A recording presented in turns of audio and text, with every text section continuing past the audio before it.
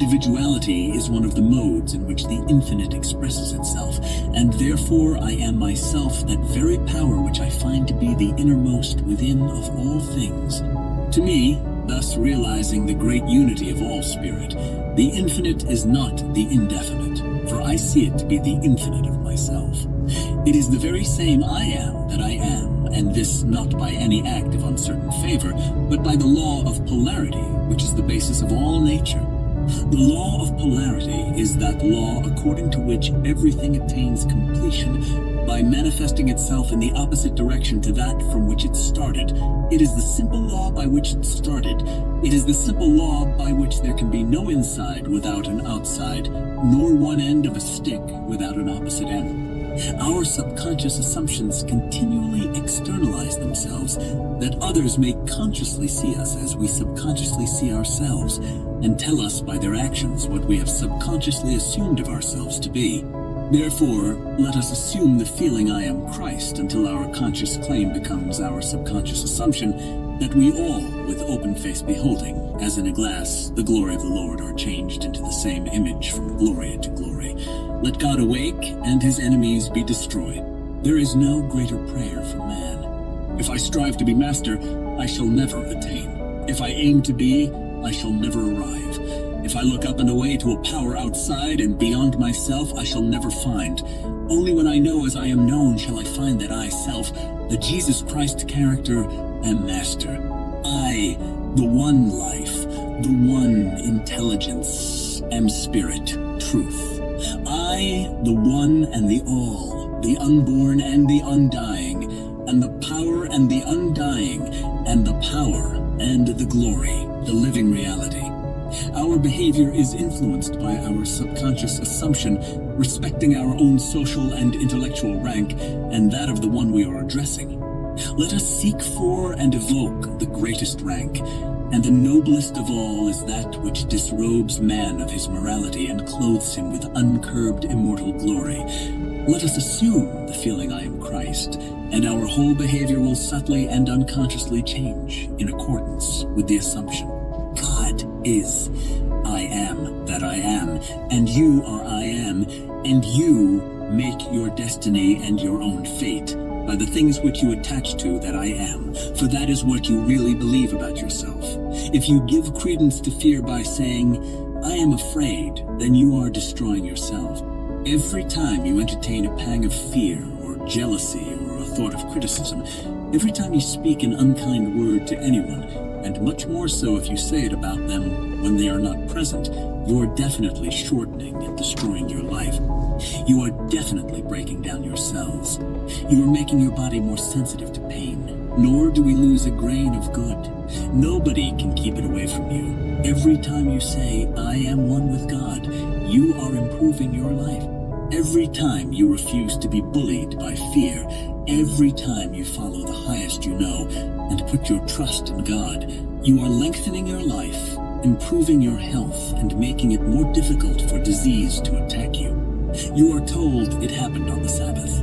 The Sabbath is only the mystical sense of stillness, when you are unconcerned, when you are not anxious, when you are not anxious, when you are not looking for results, knowing that signs follow and do not proceed.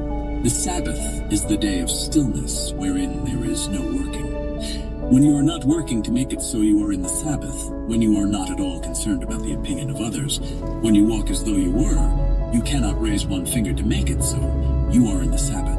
I cannot be concerned as to how it will be, and still say I am conscious of being it. If I am conscious of being free, secure, healthy, and happy, I sustain these states of consciousness without effort or labor on my part. Therefore, I am in the Sabbath. God is immovable, unlimited, unchangeable. The I am within you never changes. It is always the same, but the external form changes because it is relative. Yet the substance which is the basis of the form is a perfect substance. Relative things are not realities. Therefore, I want you to recognize that reality exists everywhere and is the basis and the essence of everything. If the external form seems to you imperfect, the substance and basis of it all is perfect. You have heard of miracles. yet they are nothing more than the perfect action of a perfect law that exists eternally and is omnipresent, present everywhere always. The masterful individuality which speaks from the soul is the supreme self, or I am of God. This I am is always conscious of itself. It responds to the man outside as he responds to it. Spirit knows man only at the level of his ability to know himself, through the Spirit. I am. We can, in the silence, establish a means of communion between the man outside and the man inside. Each one of us must contact God through his own mind until he takes possession of our consciousness. The secret of spiritual power is the individual consciousness of union with God. The I am is good.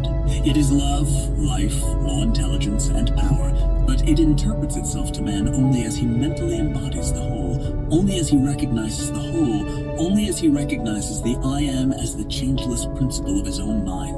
The more completely he becomes conscious of this union, the more power and dominion he expresses. Health, harmony, happiness, and prosperity are effects, not causes. The name Eve means elemental life, living. Eve represents the soul region of man and is the mother principle of God in expression through which life is evolved. The I am wisdom puts feeling into what it thinks, and so Eve, feeling, becomes the mother of all living.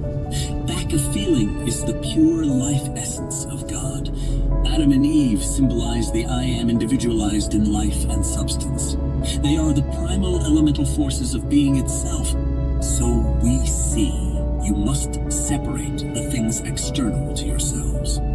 Separate your body, your mind from your real self. You, that which you are analyzing cannot be you, can it? It is proof of the fact that it has no power of its own, is it not? Do you not see? The consciousness is always analyzing something external to itself, but it can never analyze itself. It can never know what it is, but only know that it is. So do not waste your time trying to find out what it is. Only know that it is, and this is the secret. The more you know that it is, the more will it grow in strength and power. Then you will know I am. Immediately, you analyze anything external to yourself, even all the forces of the universe and all in the universe, even the elements that make up the universe. You will know they have no power of their own except the power that you give them. You are spirit individualized. The eternal Spirit of God is in you, the actual you. Then you will find power and majesty in your oneness with God. The consciousness must analyze everything external to itself when you say I am. Realize that it is real. The I am enables you to move, think, act, and you are using your instruments as a means of expression. The substance of the great I am is the perfect substance out of which all things are made. The substance of the great I am, the substance of God. The great I am is individualized in you, and that enables you to say I am. Out of that substance, and in that substance, and in that substance, all things are created, and that substance is perfect in itself. How can any form created in it and out of it have any flaw in it except the individual give it power who does not understand the truth? Jesus found God to be his I am, awareness of being, and so told man that the kingdom of God and heaven were within. When it is recorded that Jesus left the world and went to his Father, it is simply stating that he turned his attention from the world of the senses and rose in I am consciousness to that level which he desired to express. There he remained until he became one with the consciousness to which he ascended. When he returned to the world of man, he could act with the positive assurance of that which he was conscious of being, a state of consciousness no one but himself felt or knew that he possessed. Man who is ignorant of this everlasting law of expression looks upon such happenings as miracles. To rise in consciousness to the level of the thing desired and to remain there until such level becomes your nature is the way of all seeming miracles. When he, the Spirit of truth, has come, he will guide you into all truth. The Spirit of truth is the I am of the universal mind. When man recognizes that his consciousness is one with the I am consciousness, the recognition will guide him into all truth.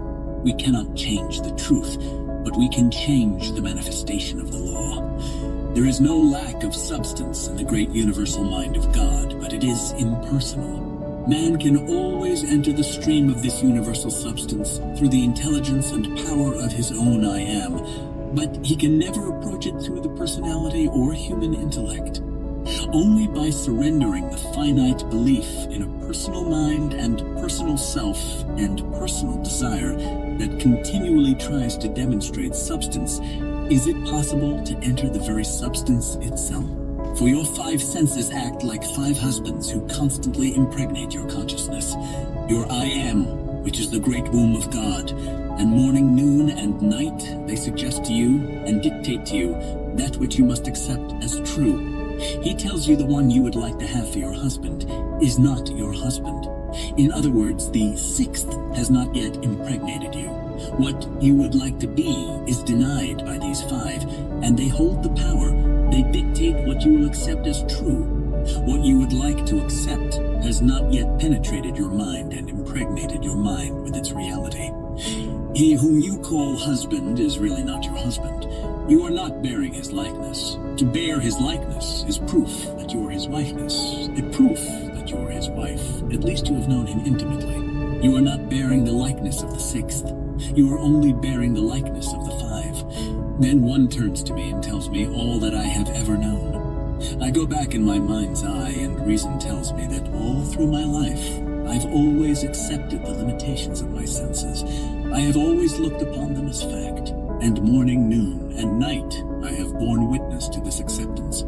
Reason tells me I have only known these five from the time I was born. Now, I would like to step outside the limitation of my senses, but I have not yet found within myself the courage to assume I am what these five would deny that I am. So here I remain, conscious of my task, but without the courage to step beyond the limitations of my senses and that which my reason denies. It is on the soul or substance side of consciousness that ideas are identified, that is, named. Whatever we recognize a thing to be, that it becomes to us because of the naming power vested in man, wisdom. Every beast of the field and the cattle represent ideas of strength, power, vitality, and life. These ideas must be recognized by the I Am before they can be formed. The birds of the heavens represent free thoughts and the interchange between the subconscious and the conscious activities of mind. Man has power to name all ideas that are presented to his conscious mind, whether they come from within or without. As you progress along the path, be not hindered by words, actions, thoughts, or deeds of others. Realize that the perfect is. I am that I am that I am, and cannot be made more perfect. But the outer, you should respond to the inner. Be ye perfect, as your Father in heaven is perfect. The I Am within each is the Christ of God manifesting in humanity, and when this is realized fully by all, the fatherhood of God and the brotherhood of man will be established upon earth. Then and then only will we have supreme happiness. This rests with man, not with God. God has already established this for man, and man has only to accept it by acting according to the law of God. These words and sayings will affect each and every one of you according to your enlightenment. The I Am within is your teacher and will present to your personal consciousness the message for the moment. The universal mind is the self-conscious, self-knowing, purposeful activity of spirit. It is at work everywhere and in everything. Even the lowest forms of life reveal the omnipresent mind at work. The lowest form of independent life is a perfect model and miniature of our modern submarine. As it inflates and deflates its body in order to rise and sink in the water, it betrays a wonderful intelligence. The spider and the bee show engineering skill that is amazing. The dahlia knows that it must store up starch for the winter while it is growing in the summer. Mind is at work everywhere. It becomes the consciousness of whatever it contacts. The tree, flower, and blade of grass are alive with the consciousness and substance of the universal mind of God. It is the color, perfume, life, and beauty of everything that is. It is the medium through which man comes ultimately to know the truth. Spiritual energy comes from within. The I Am is the source of divine energy. It flows through the consciousness of man as an impersonal, silent, and omnipresent power. Through his sole, subjective mind, man makes his conscious approach to the universal mind. To be conscious of it is to be in vital touch with it, to give it conscious direction in body and affairs. Mind meets us at the level of our own understanding and manifests according to our consciousness. Since it cannot give us more than we can receive, we must be consciously receptive to it. Our work in the silence is dynamic, the results differing according to our various states of consciousness. I am the Lord, and there is none else.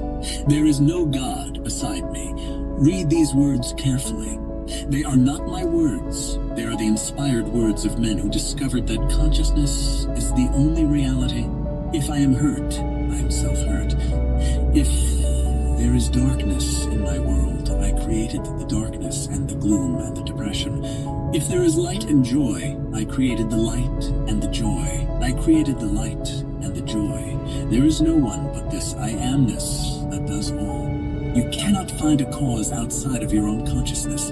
Your world is a grand mirror constantly telling you who you are. As you meet people, they tell you by their behavior who you are. Your prayers will not be less devout because you turn to your own consciousness for help. I do not think that any person in prayer feels more of the joy, the piety, and the feeling of adoration than I do when I feel thankful, as I assume the feeling of my wish fulfilled, knowing at the same time it is to myself that I turned. In prayer, you are called upon to believe that you possess what your reason and your senses deny. When you pray, believe that you have and you shall receive. I am the Father of the living, not the dead. Jesus made this so plain to his disciples, and it is the same today as it was yesterday and will be the same tomorrow. As the evolutionary process of the great human family progresses, so the various senses that are at present dormant will come to life. When this body is more spiritualized, the I am, which is the consciousness in the substance, will bring them forth, for they are already there. Spirit is all. Then you will see the so-called dead. It is to consciousness, I am, that we must turn as to the only reality, for there is no clear conception of the origin of phenomena, except that consciousness is all and all is consciousness. You need no helper to bring you what you seek. Do not for 1 second believe that I am advocating escape from reality when I ask you to simply assume you are now the man or the lady that you want to be. If you and I could feel what it would be like were we now that which we want to be and live in this mental atmosphere as though it were real, then in a way we do not know our assumption would harden into fact. This is all we need do in order to ascend to the level where our assumption is already an objective, concrete reality. Give us this day our daily bread. The bread spoken of here refers not alone to food, clothing, and money, but to the bread of life. Man shall not live by bread alone, but by every word that proceedeth out of the mouth of God. The law of increase is in the word. I am is the active agent of creation. It externalizes itself in the substance that coexists with it. I am the bread of life. Give us this day our daily bread. These words literally mean to you, I am positive to the substance of the I am here and now. I am receptive to it. My needs are met. The word give is a command to substance.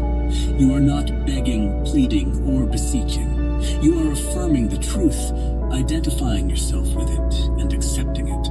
We must not bring forth untrue expressions. This is what the majority of people are doing every day by their thoughts, words, and actions. Even a word that is unkind is an untrue expression. Do you know what a word really means? Do you know that sound has color and form? That every form has a color and sound? That every audible sound has an invisible color, every visible color an inaudible sound? Even our thoughts have form, color, and sound. You have formed the outer expression, but the inner also exists. Realize what your thoughts, words, and actions mean. When you understand the power of expression and know the truth, your knowledge adds power to your word and thought. The I am creates in the invisible world by the voice and by the thoughts. Even in the silence, we create sound, form, and color. Now, it is absolutely impossible for you to make this power do anything. You cannot, by sheer force of will, bend this power to suit your needs. You are not greater than God.